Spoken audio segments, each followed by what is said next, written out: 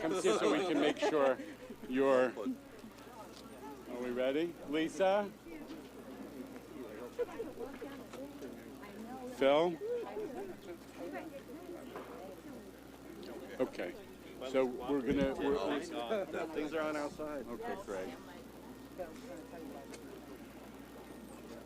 Good morning. I'm Jano Lieber, Chief Development Officer of the MTA, and thank you to everybody for joining us. I especially want to acknowledge that we're joined by dignitaries, elected officials that are really important. Each of them are important participants in this project. Senator Anna Kaplan, Assemblyman Charles Levine, Assemblyman Mike Montesano. Where is he? Okay, and our labor leaders who are such an important part of this entire rebuilding effort. Anthony Simon, Rick Sanchez, Bobby Santos, Village of Westbury member Bill Wise is with us.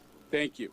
And although a couple folks are not here, we just need to acknowledge the town of North Hempstead Supervisor Judy Bosworth, we are joined by Council Member Viviana Russell, who's been a constant participant in many of our weekend efforts to turn things around, and legislator Sila Bind.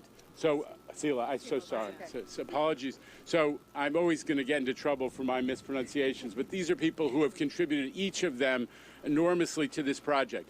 When Governor Cuomo decided that we needed to build the third track and embarked on working with the Long Island communities and Long Island residents to make it real, the reason was clear. We need more capacity on the Long Island Railroad, and because it's a key to jobs, it's access to education, it's access to culture, it's access to opportunity, and Long Islanders deserve it. This project, the third track project, together with the East Side Access, which has been promised for so long, is going to enable a 45% increase in Long Island Railroad peak hour service. That's a dramatic improvement for Long Islanders. It's also going to enable Long Island to prosper from a business standpoint, because you will have access for the first time to the entire New York City region, because there will be peak hour reverse commuting outbound to Long Island, so businesses can have access to the full range of qualified workers. This is an extraordinary and transformative project.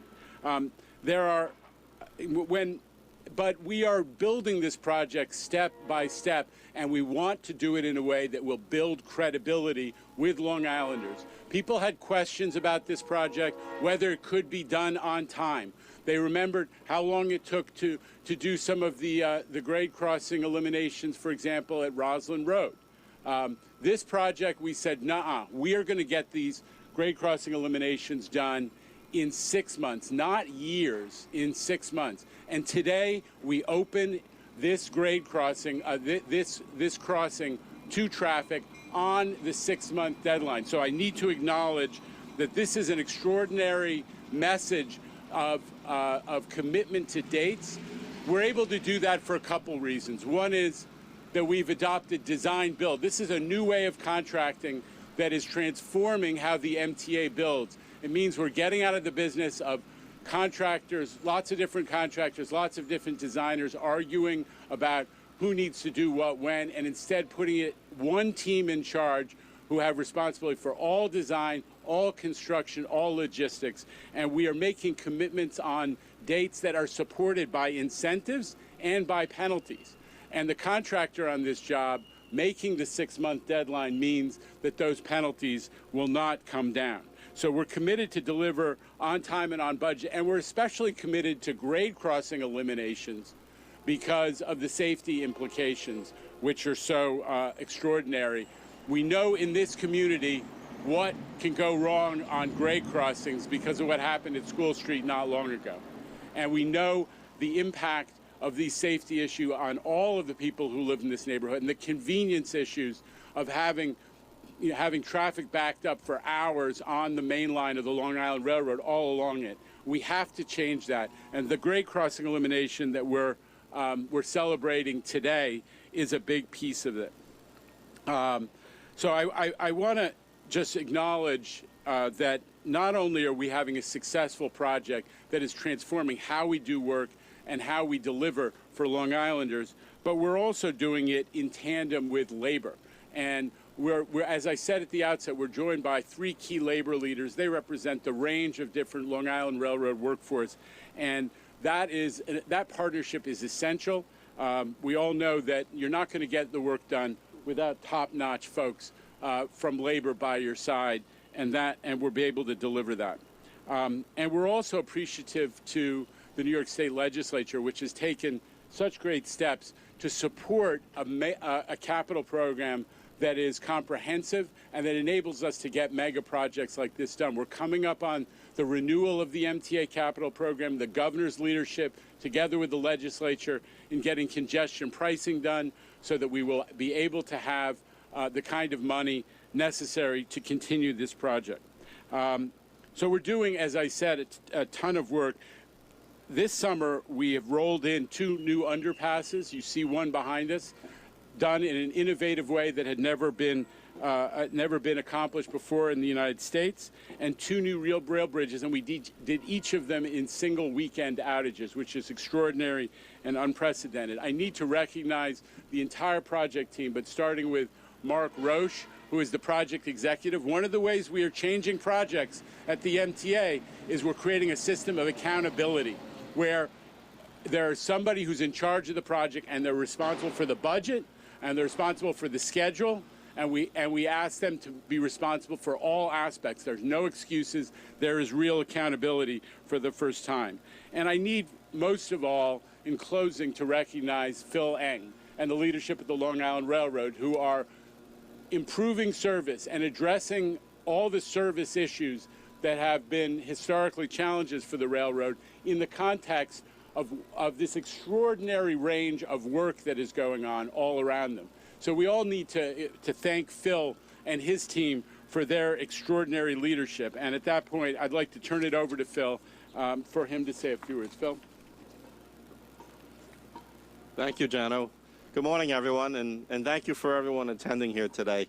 It truly is a monumental time and another major milestone for Long Island and Long Island Railroad. It's amazing to see what stands behind us.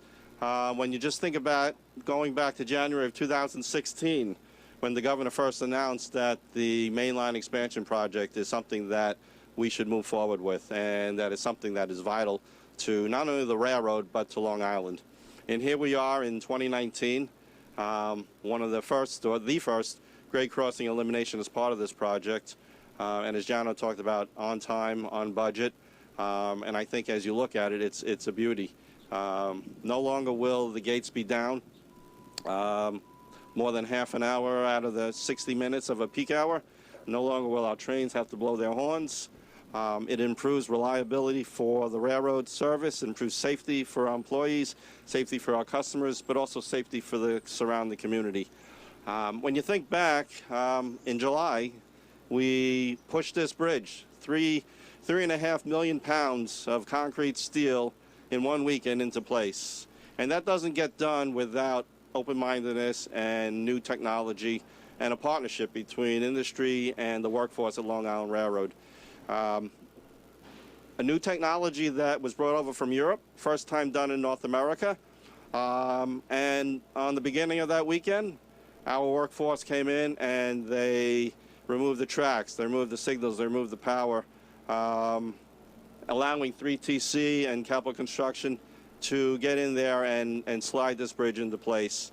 And then we followed back up to restore all of that to have service by Monday morning. It is a monumental feat.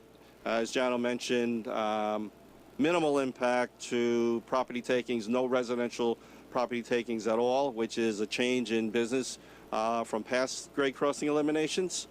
And it's a testament to us finding new ways of doing things, being sensitive to the community, and showing that we can deliver on commitments. If you go back to the environmental process and all of the community meetings that we've had with local elected officials and community members, and talking about their concerns, we were able to listen, find solutions, come back to them, and now today shows that we can deliver on those promises. And we're doing that not only here, but we're doing it across the 10 miles, and we're doing that across all of our Long Island Railroad infrastructure. John mentioned the great partnership that we have with our labor leaders, Anthony Simon, Rick Sanchez, Bobby Santos. They stand behind me. Chris Natale, who's head of the Brotherhood of Railway Signalmen, is not here today, but another key component to these grade crossing eliminations and their workforce that I got to observe day in and day out. But on that weekend here, watching how we tackled the project and allowed 3TC the opportunity to get in and get out and let us the chance to come back and restore our service. So I think with that, I just want to say thank you very much to the leadership of Governor Cuomo. I appreciate the support from Pat Foy, Chairman of MTA, and all of our elected leaders here. And of course, the partnership we have with Capital Construction, because without that partnership, we're not going to be able to deliver on these commitments. And it's that constant communication, it's the constant planning, and it's the on-time, day-to-day and during the game effort that we have to do to solve those little things that occur as work is progressing. And I'm proud to be able to be here to share it with everyone. Thank you very much. Thank you, Phil. I think we want to hear from Chief Martelli about the specific safety challenges that have been evident along this area of the main line. Chief. Thank you, Mr. Lieber. From the MTA Police Department's perspective on the project, it's a tremendous opportunity for us to focus our enforcement elsewhere. At this crossing alone in the last 5 years, we've had 120 calls for service, ranging from trespassers, broken gates, accidents, signal issues, all sorts of things. Now, those calls for service will affect our ridership and train movement and the obvious, but it also impacts the community. This project takes all of that away. It frees up an area, key component for the fine men and women of the Westbury Fire Department who respond to all volunteer calls, as well as our police department and the Nassau County Police Department to safely and effectively respond to calls for service in the neighborhood. And again, as Mr. Lieber had mentioned, the tragic events in February, just a few blocks up the road, should serve as a painful reminder and also show the positives in this project. Thank you. And now I'm going to invite all of our colleagues to join us in symbolically cutting the ribbon, and then I believe a police car is going to lead the opening, symbolic opening of the roadway. So may we have a couple scissors? Thanks. Sorry.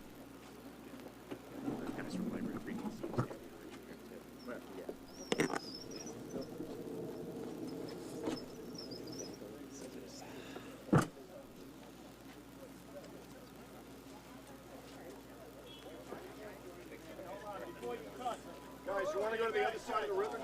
Wait, you're going to go on the other side.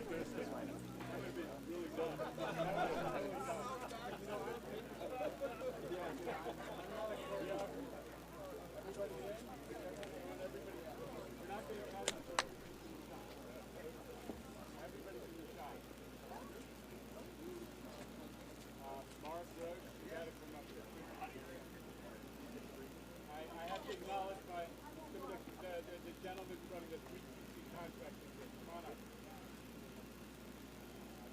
Their work. Marco, come on up. I got part of yours. Actually, you know what? Go in front of me.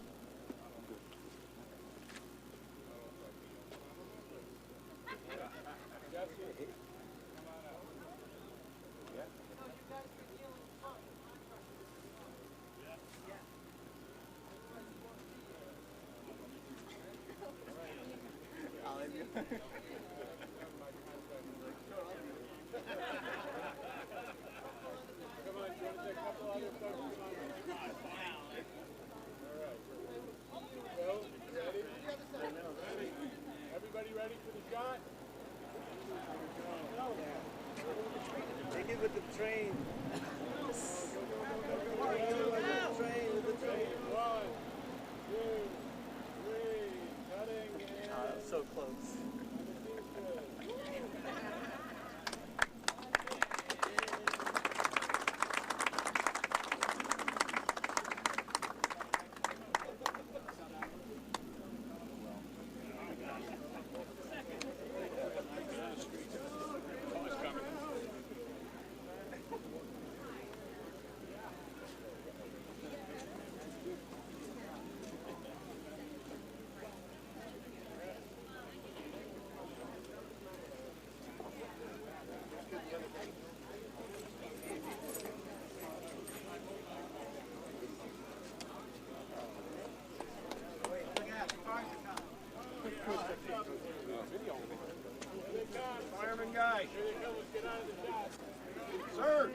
back, please.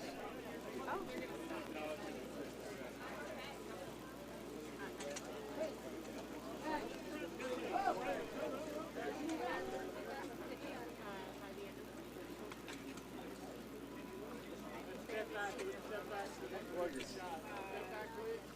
Step back, please.